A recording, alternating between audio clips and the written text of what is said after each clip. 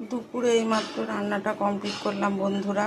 আজকে শনিবার, নিরামিষ, সেই জন্য প্রথমে করেছি ভাত, তারপরে এখানে বেগুন ভাজা করেছি, শসা লেবু কেটে রেখে দিয়েছি। জলে ভিজিয়ে রাখলে এগুলো শুকিয়ে যাবে না, ওই কারণে সবসময় ভিজিয়ে রাখি আমি।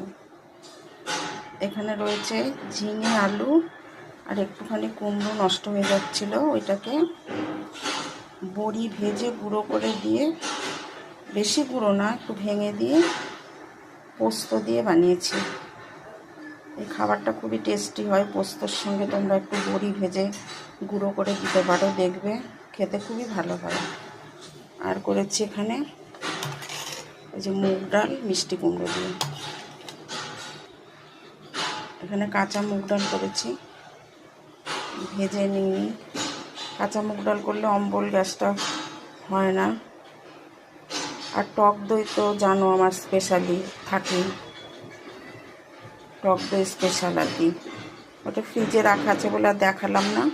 দুপুরে যখন আমার লাঞ্চ থালিটা আমি ছবি দেবো, তখন ওর মধ্যে টক দইটা দেবো। তোমরা সকলেই ভালো থেকো, সুস্থ থেকো, সবাই আমার পাশে থেকো।